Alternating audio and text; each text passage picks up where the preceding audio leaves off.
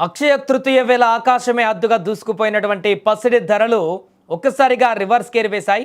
కొనుగోలుదారులకు ఇది నిజంగానే కొంతమేరకు శుభవార్త అని చెప్పొచ్చు. నిన్నటి వరకు పెరుగుతూ వచ్చినటువంటి పసిడి ధరలు ఒక్కసారిగా కొంత తగ్గుదల కనిపించింది.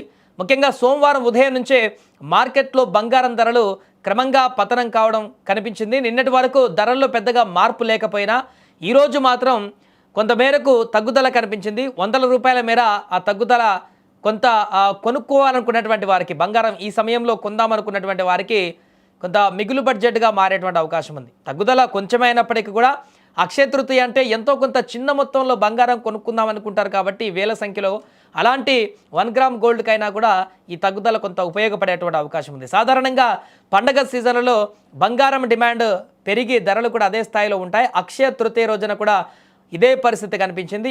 అప్పుడు ధరలు నిలకడగా ఉన్నప్పటికీ ఆ తర్వాత కేవలం 10 రూపాయల మార్పుతో వినియోగదారులను ఊరించాయి. కానీ సోమవారం ఉదయం 9:30 సమయానికి మార్కెట్ సమీకరణాలు ఒకసారిగా కొంచెం చేంజ్ అయ్యాయి.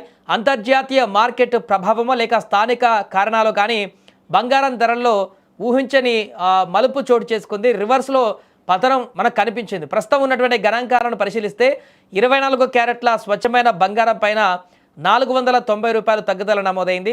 దీంతో 10 గ్రాముల పసిడి ధర ఇప్పుడు 1,55,290 వద్ద కొనసాగుతుంది. అటు ఆభరణాల తయారీలో ఎక్కువగా వాడేటువంటి 22 క్యారెట్ల బంగారం ధర కూడా గణనీయంగా తగ్గింది. దీనిపైన 360 రూపాయల మేర తగ్గుదల మనకు కనిపిస్తుంది. ఇక 10 గ్రాముల ధర ప్రస్తుతము 1,42,350 రూపాయల వద్ద కొనసాగుతుంది. హైదరాబాద్ వంటి ప్రధాన నగరాలలో కూడా ఇదే పరిస్థితి ఉంది.